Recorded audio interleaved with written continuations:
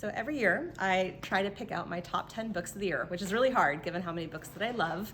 But this year, I think what really stuck for me was the books that made me feel something. And so these are the ones that stuck with me, some even a year later. Some of these I read even last year, waiting to come into this year. So my top 10, and this is in no particular order, I'm just picking them from the stack, but the first one was The Wrong End of the Telescope. This is a story about refugees and the volunteers that are there to help refugees on a Greek island. And it's so relevant to today, but it's also really funny and interesting. And the character is a transgender doctor who's also going through transitions in her life and trying to figure out what she wants. It's just fascinating and really, really interesting. And it's one of our winter reading program picks, and we have an author event coming up. So I highly recommend getting a hold of this before everyone hears about it. You might have heard me talk about Cloud Cuckoo Land. I don't know how many times I can say how much I love this book, but it is the kind of book that once you finish reading, you actually want to talk to everybody about it. And you want all 5 of your friends to read it, and then you want to talk to them about it. I just met a customer the other day who read it and then turned around and reread it as soon as she finished. It's very strange, and so when you start out, you're gonna be like, I don't understand what's going on.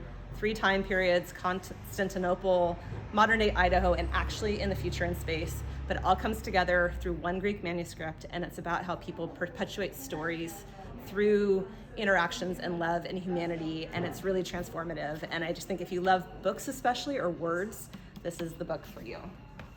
Monster in the Middle, this is a book actually I hadn't heard about, but then fell in love with. It is a story of one couple, young couple, who met and are falling in love, and then you learn the backstories of their parents and grandparents, and it moves from the Caribbean to the United States, so it kind of goes all over. But what's really interesting to me about it, besides the fact that you just love the characters, is that it really reminds you that your love story yourself is built on how you learned about love from the people in your life before you. Your parents' love story, your grandparents' love story, the good and the bad, and you carry that with you into your own relationships.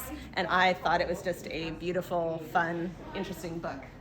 One of the first books I read that's already now in paperback, so that's really exciting, is Infinite Country by Patricia Engel.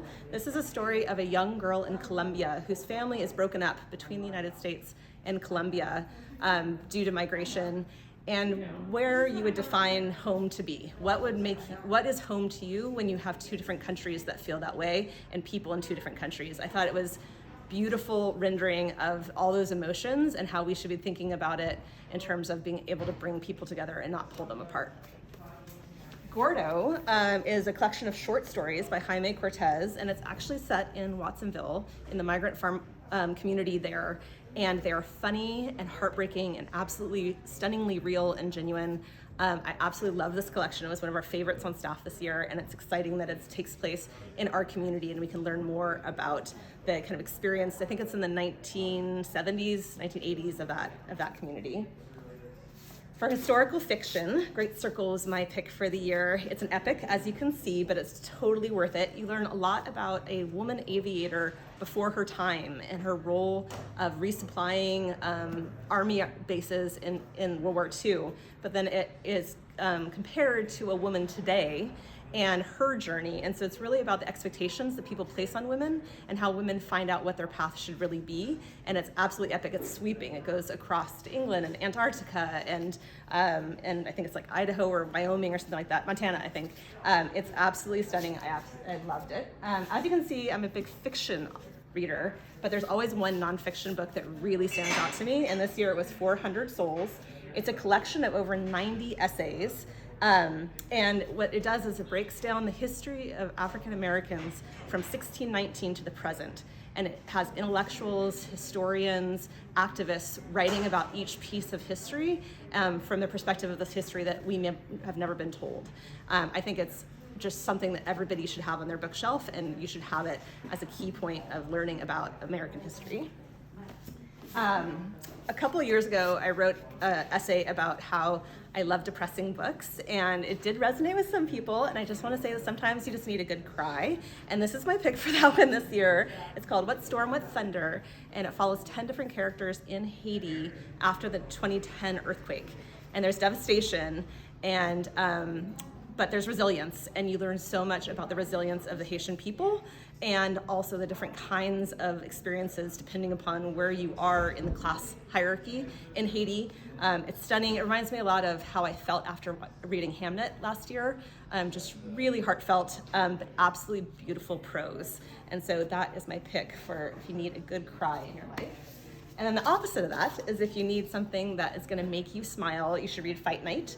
It's a story, 3 generational stories. So there's a grandmother, a daughter, and a granddaughter who have some hard things going on in their life, but they have each other. And especially the grandmother, who's fierce and funny and just meets you where you are in your life. I had a grandmother like that. She helps the granddaughter kind of figure out how do you get through life when life can give you hardship, but still have love and have support and have fun in your life. And so I think this is a feel-good book to give to everybody on your list. And finally, the Book of Form and Emptiness by Ruth Ozeki.